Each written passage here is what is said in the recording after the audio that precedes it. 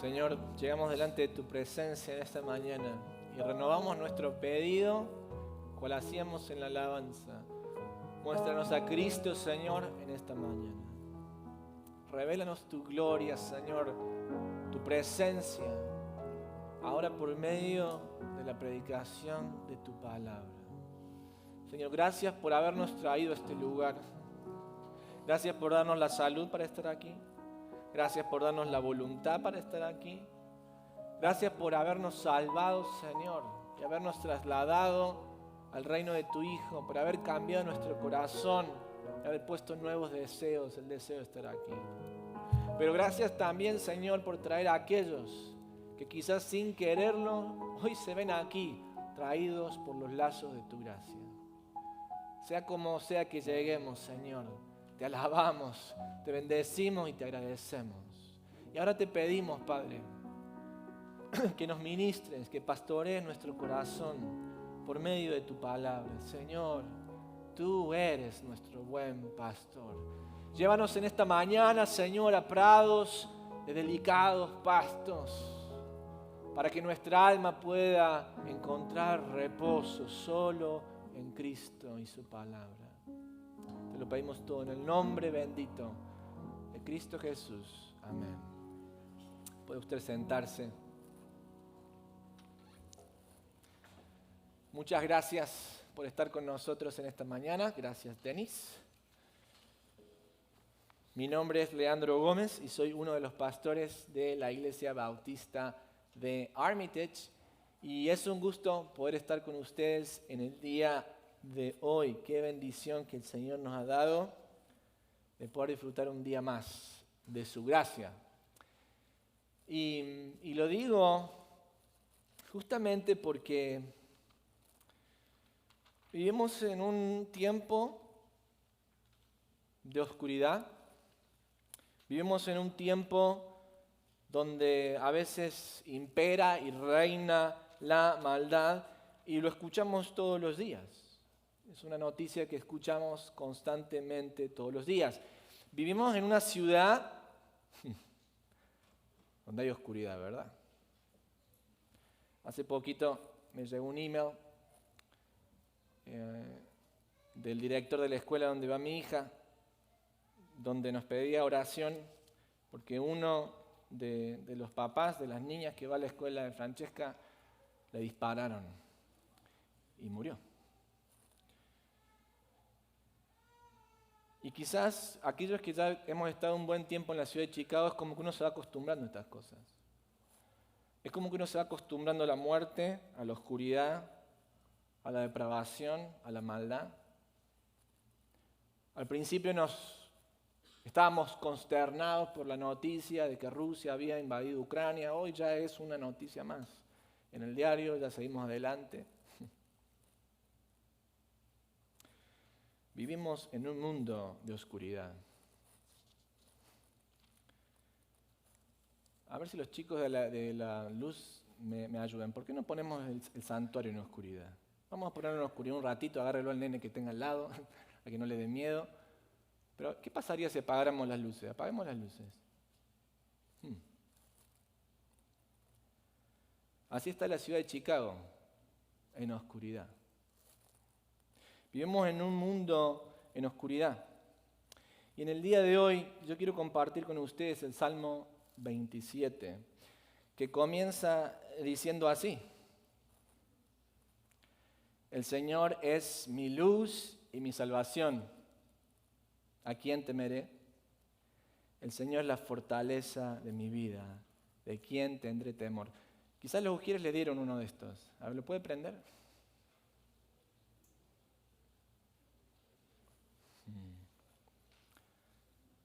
Así es el creyente en la ciudad de Chicago. A ver si lo recitamos todos juntos al Salmo. El Señor es mi luz y mi salvación. ¿De quién temeré? El Señor es la fortaleza de mi vida. ¿De quién he de atemorizarme? Amén. Vamos a encender las luces de nuevo. Vivimos en una ciudad conflictiva, problemática, Y en el día de hoy vamos a terminar una serie de sermones que habíamos iniciado domingos atrás sobre la identidad del creyente. Y el Señor puso en mi corazón el compartir con ustedes el Salmo 27 para terminar esta serie de sermones. Vivimos en un mundo de oscuridad, una ciudad de oscuridad, y lo que genera la oscuridad en nuestras vidas es un sentido de temor, es un sentido de insatisfacción, un sentido de caos. Cuando no vemos, no sabemos para dónde ir. Cuando todo está en oscuras, no nos queremos mover. ¿Por qué? Porque si nos movemos tenemos miedo de tropezar y caer.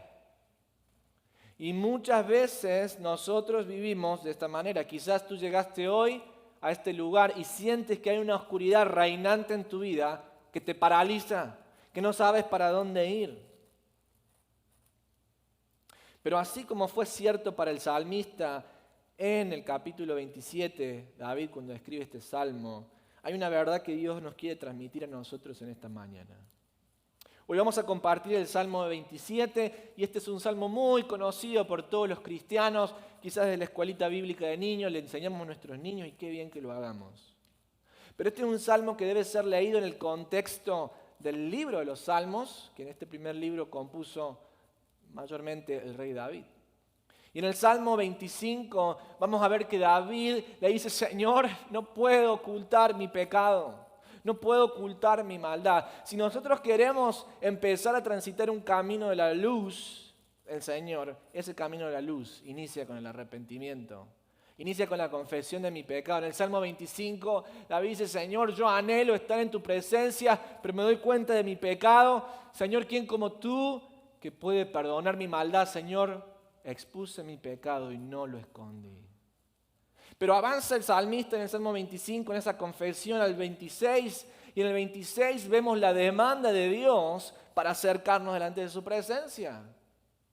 Y David le dice, Señor, en esta situación de dificultad puntual en la que me encuentro, tú sabes que no he hecho mal.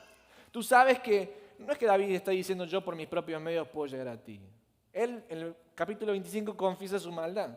Pero en el capítulo 26 hay una situación que le está pasando donde él realmente es inocente. Señor, tú sabes que en esto no tengo nada que ver. Ayúdame a entrar a tu santo templo. Y en el capítulo 26 vemos la demanda de Dios de santidad para acercarnos delante de Él. Y llegamos al capítulo 27, que es el salmo que vamos a considerar en el día de hoy. El capítulo 27 lo vemos a David abrumado. ¿Alguna vez se sintió usted abrumado, sobrepasado por la vida? Y David tiene enemigos que, como leíamos hoy, quieren devorarlo. Son enemigos tan fieros, tan malignos, que quieren devorarlo, quieren destruirlo. Y no solamente son enemigos que están afuera, sino que muchos de sus amigos lo han traicionado. Aquellos que se decían ser sus amigos, aquellos que quizás David se acercó, les dio amor y cariño, son ellos, esos amigos, los que también le han traicionado. Y David está devastado. ¿Acaso usted y yo no estamos devastados cuando sufrimos una traición? ¿Acaso nuestro corazón no se llena de temor cuando vemos que el enemigo quiere destruir nuestra vida? Por eso el Salmo 27 es una mezcla de un lamento que hace de David, pero un lamento que él hace en la confianza puesta en Dios. Y esta serie termina en el capítulo 28, donde David viene y expone su petición. Miren qué hermoso cómo están compuestos los salmos. En el capítulo 25, David confiesa su maldad, su pecado, pide el perdón de Dios. En el capítulo 26 le dice, Señor, entiendo que la demanda que tú pones es que me acerque a ti en santidad. En el capítulo 27, David está diciendo, Señor, necesito encontrar refugio en tu presencia. El capítulo 27 que hoy vamos a considerar es una petición de estar en la presencia de Dios. Y en el 28 vemos la súplica de David frente al problema puntual que tiene. Por eso la pregunta que nos hace el Salmo 27, no vamos a tener tiempo de verlo todo hoy, pero la pregunta que este Salmo nos hace es ¿qué debemos hacer cuando pasamos por momentos de adversidad? ¿Qué debemos hacer cuando el enemigo y la dificultad atacan mi vida? Pastor, ¿qué hago? Bueno, yo no sé, pero vamos a preguntarle al Señor en su santa palabra y que Él nos guíe con su palabra. ¿Qué debemos hacer cuando el enemigo y las dificultades asedian, atacan nuestra vida? Dice así los primeros 3 versículos de este salmo: el Señor es mi luz y mi salvación, ¿a quién temeré? El Señor es la fortaleza de mi vida, ¿de quién tendré temor? Cuando los malhechores vinieron sobre mí para devorar mis carnes, ellos, mis adversarios y mis enemigos, tropezaron y cayeron. Si un ejército acampa contra mí, ¿no temerá mi corazón? Si contra mí se levanta guerra, a pesar de ello, yo estaré confiado. ¿Qué debemos hacer cuando nos ataca el enemigo, cuando la adversidad nos rodea? ¿Cómo debe responder un creyente que está anclado en la identidad con Cristo? En primer lugar, de acuerdo a este pasaje, debemos decirle a nuestra propia alma que Dios es soberano, que Él tiene el control de las cosas y que Dios tiene un pacto conmigo. Se lo vuelvo a repetir: cuando nos sentimos abrumados, atacados de distintos flancos por el enemigo, lo primero que tiene que hacer el creyente es no desesperar, sino debemos decirle a nuestra propia alma: alma mía, Dios es soberano y Él tiene un pacto conmigo. ¿Cómo sabemos esto? Bueno, porque la forma en la que comienza el Salmo. ¿Cómo es esto, pastor, que le tengo que decir a mi propia alma? ¿Cómo es esto que me tengo que recordar a mí mismo que Dios es soberano y que Él ha hecho un pacto conmigo? Bueno, van a encontrar muchas veces ustedes en los Salmos que el autor le da una orden a su alma de recordar las verdades de Dios. ¿Por qué? Porque a veces la ansiedad nos gana, a veces el temor nos gana y esas emociones se ponen por arriba de la verdad de la palabra de Dios. Y cuando eso nos pasa y nos sentimos tan sobrecargados, lo que nosotros tenemos que hacer en primer lugar es decirles a esas emociones, que son normales y naturales: no puedes estar por encima de la verdad de Dios. Y para eso nos recordamos a nosotros mismos de las verdades del Señor. Miren, les doy un ejemplo. En el Salmo 42, en el verso 5, el salmista hace este ejercicio. ¿Por qué te desesperas, alma mía? Miren cómo se está hablando a su propia alma. ¿Por qué te desesperas, alma mía? ¿Y por qué te turbas dentro de mí? Espera en Dios, pues he de alabarlo otra vez por la salvación de su presencia, mi Dios y mi Salvador. La versión Reina Valera que yo me estudié de chiquito decía: ¿por qué te abates, oh alma mía, dentro de mí, y te turbas dentro de mí? Espera en el Señor, porque aún he de alabarle, salvación mía y Dios mío. Como nosotros vemos, el Señor nos pide que nos recordemos a nosotros mismos de la verdad de su palabra. Y el texto comienza con una declaración. Del versículo 1 al versículo 7 es el rey David declarándole a su propia alma, recordándole a su propia alma la verdad de la palabra de Dios. Y en primer lugar le dice que el Señor es su luz y su salvación. Por tanto, alma mía, ¿a quién temeré? El Señor es la fortaleza de mi vida, ¿de quién tendré temor? Esta palabra luz que utiliza el autor aquí en este salmo es muy importante. ¿Por qué? Por muchas razones, pero hoy les voy a dar algunas. En primer lugar, la palabra luz que aparece aquí es una descripción de Dios. El Señor es mi luz. Está poniendo de manifiesto un atributo de Dios. Y si ustedes recuerdan en el libro de Génesis, en el capítulo 1, el versículo 15 al 17, Dios se muestra como un Dios creador. ¿Y qué es lo primero que Él hace en la creación? La luz, ¿verdad? Fue el primer acto de la creación. ¿Por qué? Porque la luz trae orden. ¿Qué hace usted cuando usted ve su cuarto todo desordenado y no quiere limpiar? ¿Sabe qué hacemos? Apagamos la luz. ¿Eh? ¿Por qué? Para esconder el desorden. Pero cuando viene su mamá, cuando viene tu mamá y prende la luz, le agarra un ataque. Y te empieza a llamar, ven a ordenar este cuarto ahora mismo. Porque ¿qué hace la luz? Expone el desorden. Y Dios es un Dios de orden, no de confusión. Y el salmista está recordando que Dios no es solamente una luz en el mundo. Dios es la fuente de luz y orden del mundo. En otras palabras, el salmista está declarando que Dios es soberano y que su presencia y que su poder están por encima de cualquier cosa que haya en este mundo.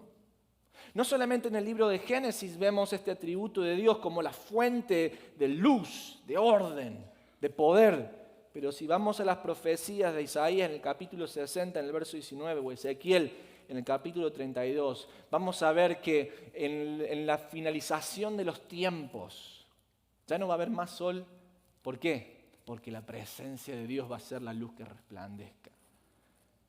En definitiva, lo que David le está recordando a su alma es, alma mía, te sientes atacada, te sientes llena de tribulaciones y problemas, pero recuerda que Dios está en control. Recuerda que Él tiene todas las cosas en su lugar. Y recuerda también que Él, por alguna razón que tú y yo no sabemos, ha permitido que hoy tú estés siendo atacado por estos enemigos. Eso nos cuesta. Nos cuesta pensar que Dios pueda permitir un camino donde tú y yo experimentemos sufrimiento y dolor. Pero la confianza de David está puesta en que Dios en su soberanía ha diseñado todas las cosas. Ahora, la palabra luz y salvación van juntas. Y esta palabra luz que aparece aquí es muy particular en el idioma original, porque no solamente nos da la idea de un Dios creador y soberano, pero también nos da la idea de un Dios que ha hecho un pacto con David y que no es solamente un Dios que está ahí afuera, creador, soberano y lejos, sino que es un Dios que está cerca. Es un Dios que puedo decirle mi Dios, mi salvación. El Señor es mi luz y mi salvación. David en esta línea está recordando que Dios ha hecho un pacto con él y que Dios le ha prometido, David, yo no voy a dejar que seas destruido. Sí, yo soy el creador de todo el universo, sí, yo puedo permitir que tú pases por situaciones difíciles, pero no te desesperes, no temas a los demás, no temas a las circunstancias, yo te voy a cuidar. Y la palabra salvación que aparece aquí no es solamente, es una salvación de su vida.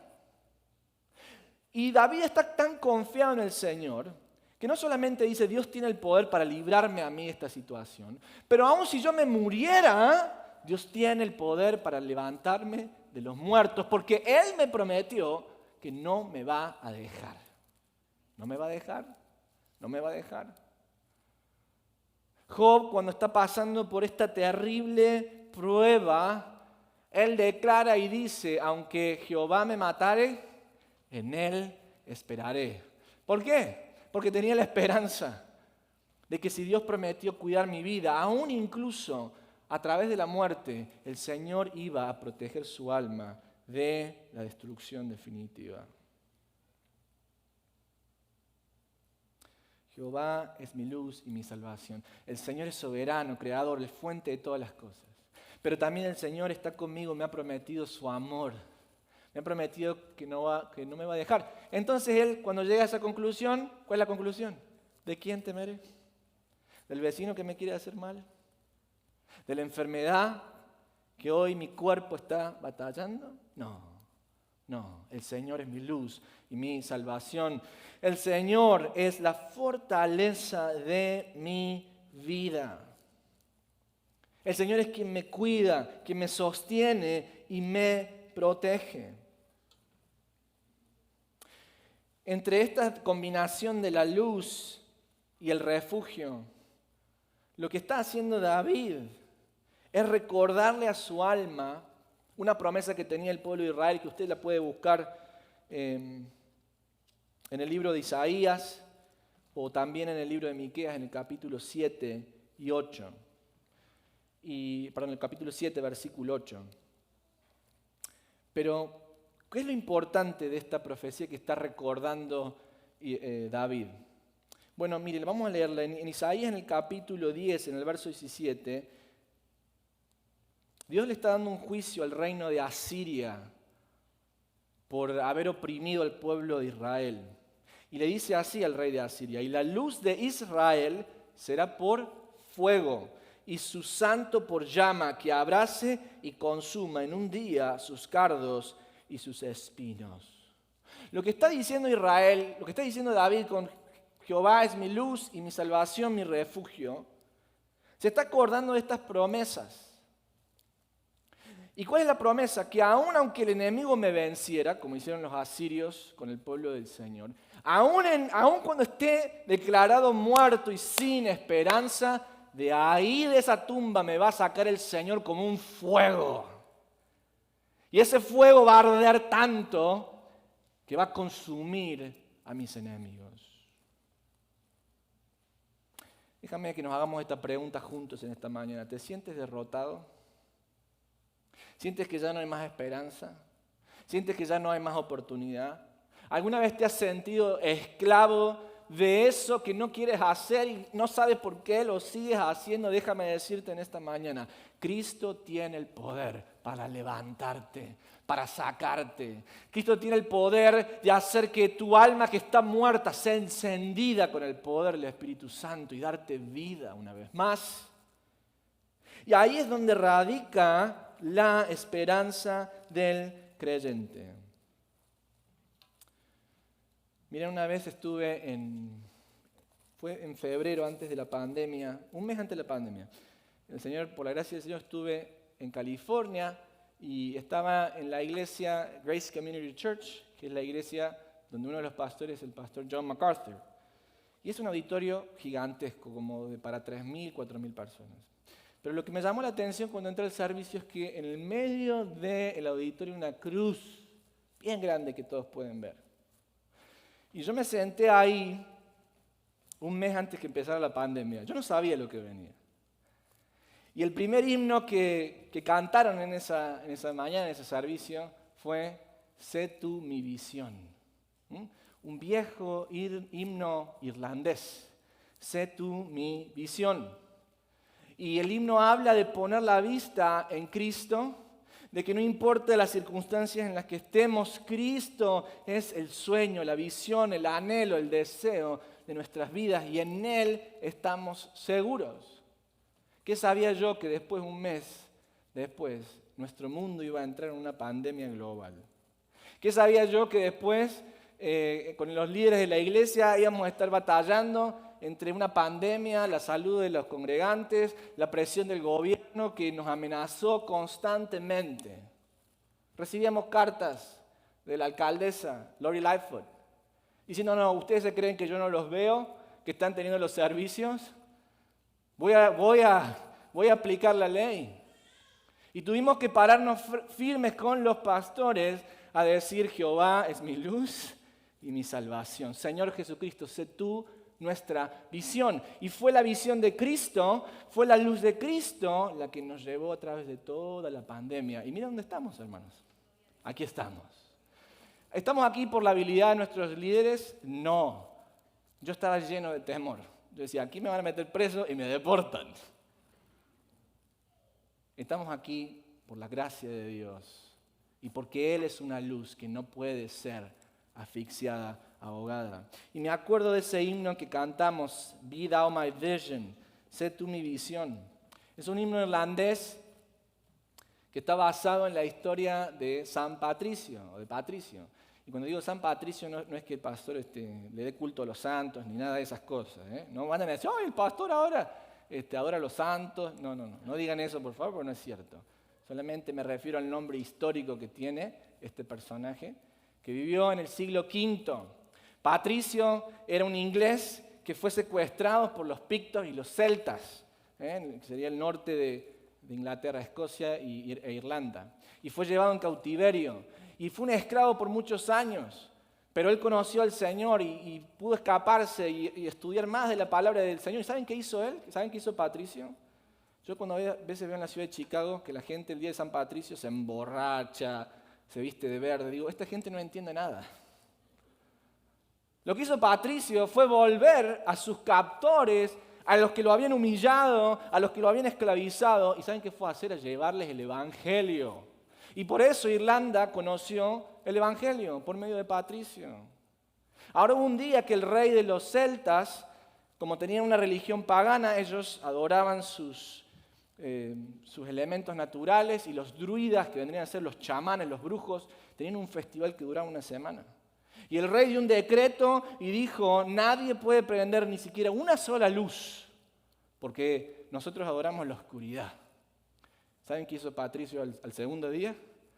Fue hasta la montaña más alta de la ciudad y no prendió una vela, prendió una fogata y la hizo arder.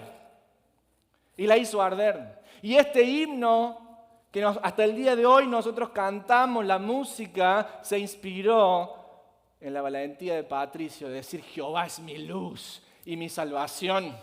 Yo no voy a confiar en mi seguridad, en las cosas de este mundo, o vivir por medio del temor. No sea cosa que el rey me ponga preso y me mate. Jehová es mi luz y mi salvación. Y esa luz brilló y brilló hasta que el rey celta vino a los pies de Cristo.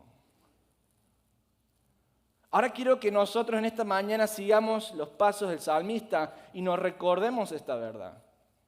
¿Sabes por qué? Porque Patricio vivió en el siglo V y se murió y está con el Señor. Pero hubo alguien que también subió a un monte. Hubo alguien que en vez de llevar luz a un monte, se cargó en sí mismo todo el peso de tu oscuridad y la mía. ¿Sabes quién es? Es el Señor Jesucristo. Él cargó sobre sus hombros esa cruz, que no era solamente el peso de la madera lo que lo aplastaba, era el peso de tu pecado y el mío, era el peso de la oscuridad del mundo. Y fue hasta el monte de la calavera, el monte Gólgota, y en la cima el Señor en su cuerpo prendió un fuego. Prendió un fuego consumidor que quemó y extinguió el pecado de mi alma y de mi vida.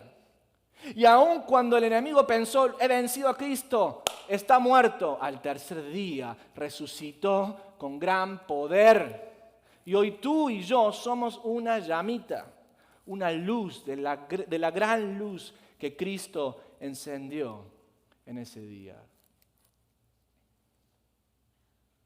Quiero hacerte esta pregunta. ¿A qué le tienes miedo? ¿Cuáles son las cosas que están controlando tu vida? ¿Te sientes abrumado, ahogado por la ansiedad, por el temor, por la desesperación? Recuérdale a tu alma esta mañana, el Señor es mi luz y mi salvación. ¿De quién temeré? El Señor es la fortaleza de mi vida. ¿De quién he de atemorizarme? Pero sigue el salmista en el versículo 4 y dice, una cosa he pedido al Señor y esta buscaré, que habite yo en la casa del Señor todos los días de mi vida, para contemplar la hermosura del Señor y para meditar en su santo templo. Porque en el día de la angustia me esconderá en su tabernáculo, en lo secreto de su tienda me ocultará, sobre una roca me pondrá en alto. Entonces será levantada mi cabeza sobre mis enemigos que me cercan, y en su tienda ofreceré sacrificios con voces de júbilo. Cantaré, sí, cantaré alabanzas al Señor. La pregunta que nos hacíamos en esta mañana era, ¿cómo debemos responder cuando estamos siendo atacados por el enemigo, las dificultades y adversidades de la vida? Dijimos, en primer lugar, tenemos que decirle a nuestra alma y recordarle, el Señor es soberano y el Señor tiene un pacto conmigo por medio de la sangre de Jesucristo. Pero en segundo lugar, tenemos que decirle a nuestra alma que busque la presencia de Dios y se nutra de su persona. Déjame decírtelo de nuevo, cuando estés pasando por estas situaciones, lo primero que tienes que hacer No es ir a ver un capítulo de tu telenovela favorita para olvidarte de las cosas, ni comer para no sentirte tan ansioso, ni tomar. Lo primero que tienes que hacer es buscar la presencia de Dios. Dice el salmista, una cosa he pedido al Señor y esta buscaré. Y yo cuando leí esto pensaba, bueno, si yo tuviera que pedirle una cosa al Señor, yo le diría, Señor, quítame esos enemigos, ¿verdad? Quítame los que quieren devorar mi carne, quítame el problema que tengo. Pero lo que David pide no es eso. Lo que David le dice al Señor es, Señor, una cosa te pido, lo único que quiero estar es en tu presencia. Es en tu presencia. Y usted dirá, ¿por qué? ¿Por qué será? Una cosa he pedido al Señor y esta buscaré, que habite yo en la casa del Señor todos los días de mi vida. Contemplar la hermosura del Señor en su santo templo, la casa del Señor, su templo. Y yo me preguntaba cuando leí este pasaje, pero David, ¿de qué casa del Señor me estás hablando? Si en el tiempo de David no había templo. No había templo. Lea después 2 Samuel en el capítulo 6 en adelante. David trae el arca al monte Sión y le hace una tiendita. Un templo era un lugar fortificado, con piedras grandes, altas, que inspiraba confianza. Incluso en los tiempos de Jesús, el templo de Herodes era tan fuerte y inspiraba tanta seguridad que la gente hasta iba a dejar sus ahorros ahí. Porque era el lugar donde nadie podía entrar, ningún ladrón iba a entrar. ¿Cómo es que David está diciendo, Señor, quiero estar en tu casa, en tu templo? Si ni casa hay, si ni templo hay una tiendita nomás con el arca del pacto, eso es todo. Aquí el salmista nos da dos ideas. La primera es que lo que David anhela es una conexión íntima y profunda con el Señor. Es en la presencia de Dios que David encuentra la seguridad de su vida.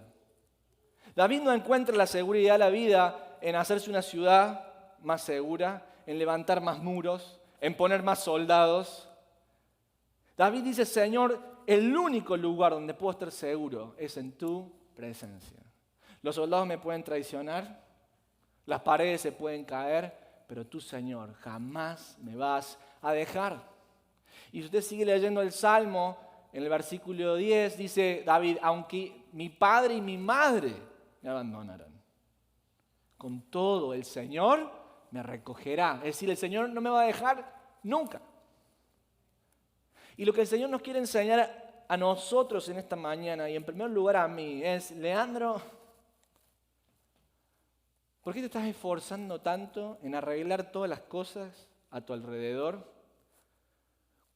Cuando te vas a pasar toda la vida intentando solucionar todo ahí a tu alrededor y nunca te vas a sentir seguro. Leandro, ven y busca mi rostro, dice el Salmo. El corazón me dice David, ven y busca mi rostro. Y David le contesta y le dice, Señor, voy a buscar tu rostro. En otras palabras, David está diciendo que el sentido de seguridad en su vida no está dado por las cosas que tenga o que no tenga, ni por su familia, ni por sus riquezas, ni por su salud. Su sentido de seguridad descansa en la presencia del Señor. Pero también en la forma en la que está construida lingüísticamente este salmo.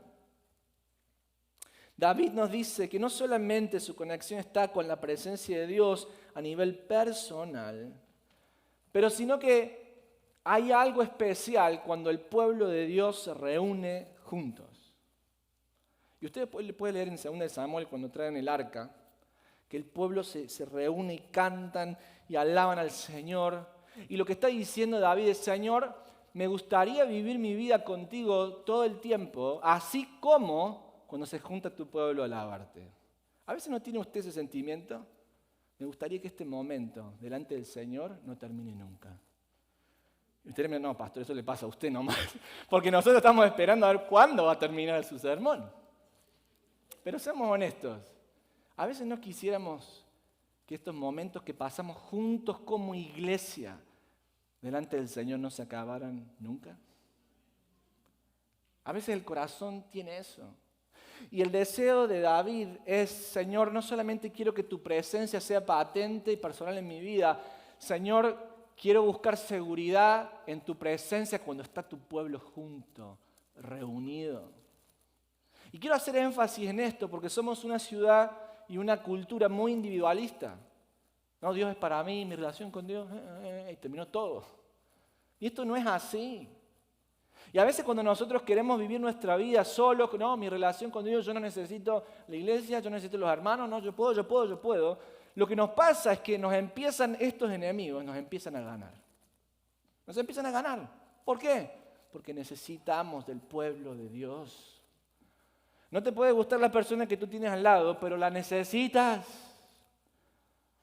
No te puede gustar la persona que tienes al lado, pero vamos a estar toda la eternidad en el cielo con esa persona. Así que mejor nos vamos acostumbrando, diría yo, ¿no? Vamos trabajando. La seguridad de David estaba basada en la presencia de Dios. Miren, este salmo tiene una letra parecida a uno de los himnos que tenía la cultura sumeria, al dios de ellos, los sumerios, que después fue el dios de los cananeos, el dios Marduk. Esta es una cultura de 3.000 años antes de Cristo, imagínense la cantidad de años. Pero cuando David dice, Señor, una sola cosa te pido, estar constantemente en tu presencia, es una frase similar a la que tenían los sumerios, 3.000 años atrás. Y algunos dicen, vieron que quizás David le está copiando a la religión sumeria. Y yo digo, nada más fuera de lugar que eso. ¿Por qué? Porque en el culto a Marduk, los sumerios, ellos querían expresar su devoción a este dios que era un dios estatua. ¿Y saben qué hacían? Ellos también fabricaban una estatua de ellos mismos arrodillado y le ponían ahí frente al dios en el templo y se iban. Y se iban y vivían sus vidas. De fiesta en fiesta, total, mi estatua está ahí en el templo. Yo puedo hacer lo que quiera, tengo mi avatar ahí en el templo. Entonces ahí Marduk con el otro muñeco de piedra mío se relacionan, yo hago mi vida. Esto no es lo que está diciendo David.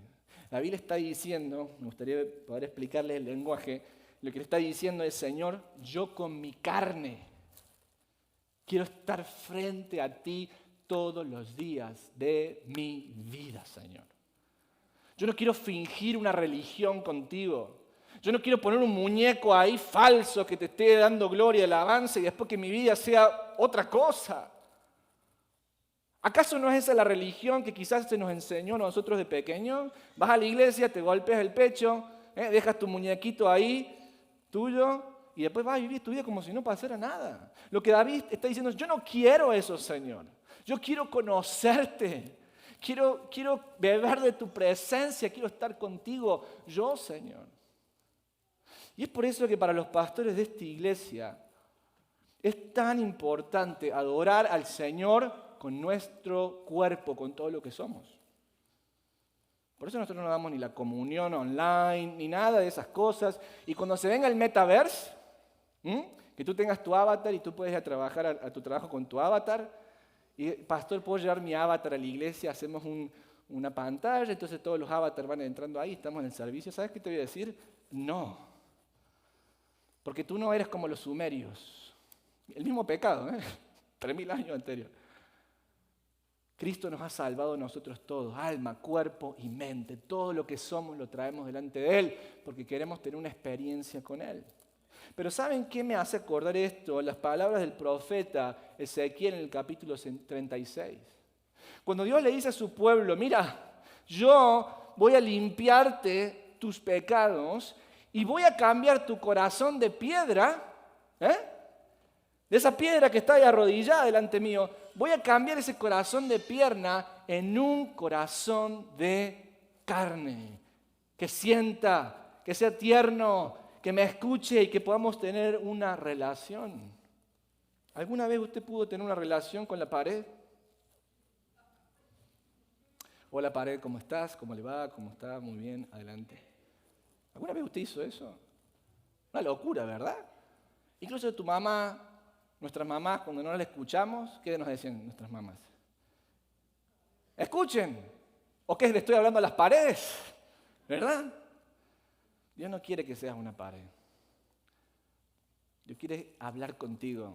Quiere entrar en una comunión preciosa contigo. Pero eso no es algo que tú y yo podemos hacer por nuestros propios medios.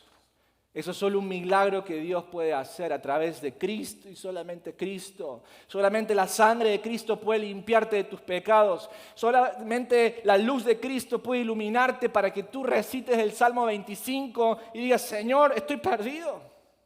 Señor, soy un pecador. Señor, no puedo ocultar mi pecado. Tu luz me lo está iluminando. Solamente Él puede. Solamente Él puede limpiar tu pecado. Solamente Él puede transformar tu corazón de piedra en un corazón de carne. Solamente Cristo puede hacerlo. Solamente el Espíritu Santo de Dios puede darte vida. Y si tú estás escuchando que el Señor te está llamando, y el Señor te llama, respóndele. Arrepiente de tus pecados. Señor, estoy arrepentido. No tienes fe, dile, Señor, dame fe porque la mía no sirve para nada. Señor, ten misericordia de mí. El Señor nos llama en arrepentimiento y fe en el unigénito Hijo de Dios, nuestro Señor Jesucristo. Pero quiero terminar con esto para que lo entendamos todos. El punto del versículo 4 al 7 es que David va a fundar la seguridad de su vida en ninguna cosa que esté en este mundo, solamente en la presencia de Dios. Ahí está la seguridad de su vida. Y tú miras algo tan frágil como una pequeña tiendita que inspira. ¿Qué dijo Jesús cuando el pueblo de Israel miraba el templo? Miren el templo que tenemos, qué fuerte, poderoso que es. Eso no va a quedar piedra sobre piedra, dijo el Señor.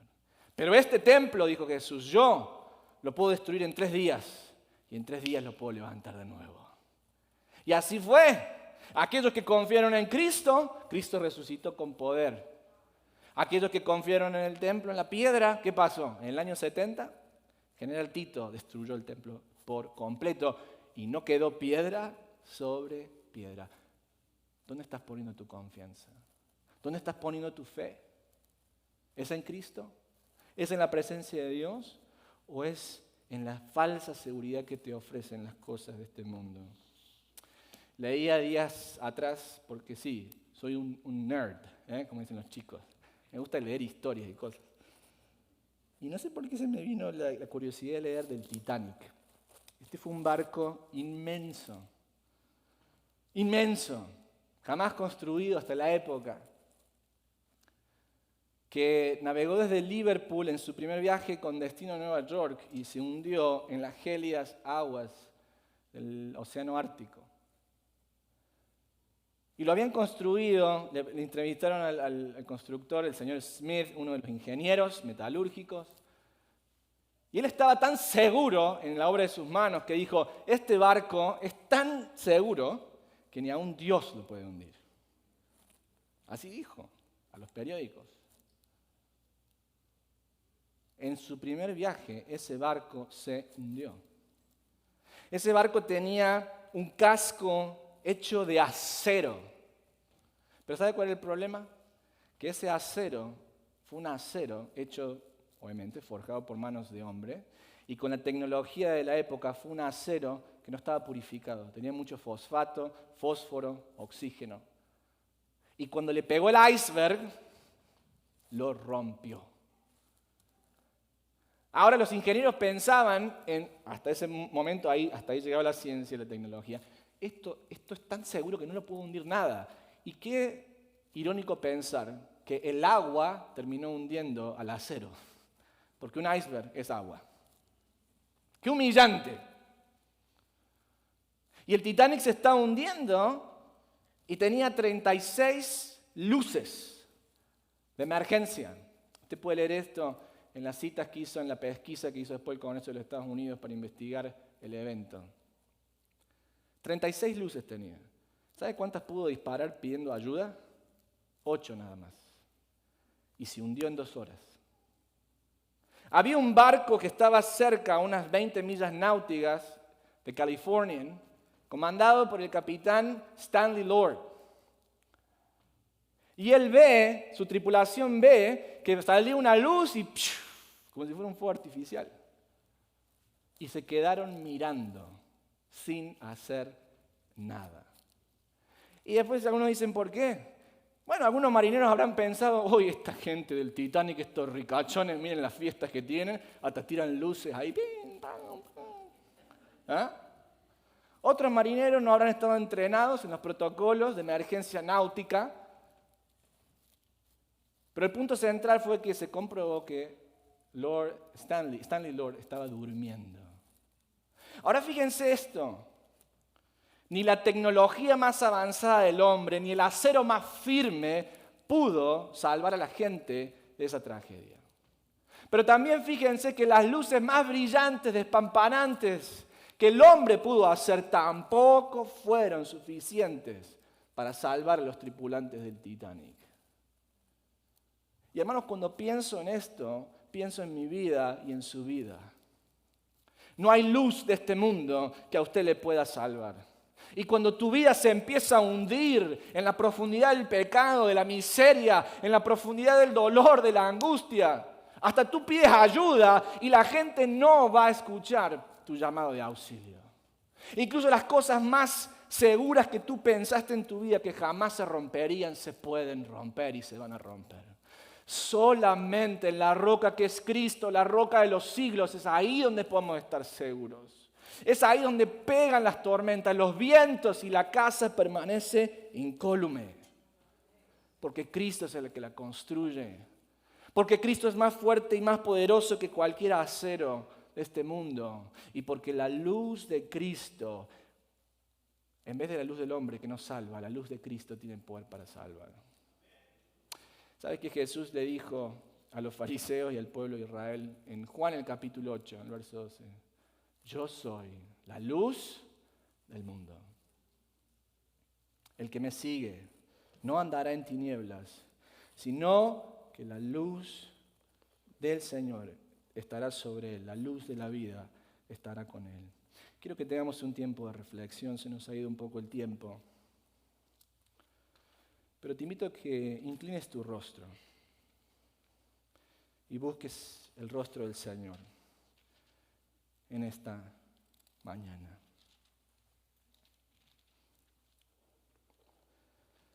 El Salmo termina así, del versículo 1 al 6, el salmista les recuerda su alma. Pero del versículo 7 al 14, el salmista ahora se dirige a Dios. Y quiero que hagamos esta oración juntos en el día de hoy. Ahí donde tú estás. En el silencio de tu corazón, escucha esta oración. Escucha, oh Señor, mi voz cuando a ti clamo. Ten piedad de mí y respóndeme. Cuando dijiste, busque mi rostro, mi corazón te respondió. Tu rostro, Señor, buscaré. No escondas tu rostro de mí. No rechaces con ira a tu siervo, tú has sido mi ayuda. No me abandones ni me desampares, oh Dios de mi salvación. Porque aunque mi padre y mi madre me hayan abandonado, el Señor me recogerá. Señor, enséñame tu camino y guíame por la senda llana. Por causa de mis enemigos. No me entregues a la voluntad de mis adversarios, porque testigos falsos se han levantado contra mí y los que respiran violencia. Hubiera yo desmayado si no hubiera creído que había de ver la bondad del Señor en la tierra de los vivientes. Espera al Señor, esfuérzate y aliéntese tu corazón. Sí, espera al Señor.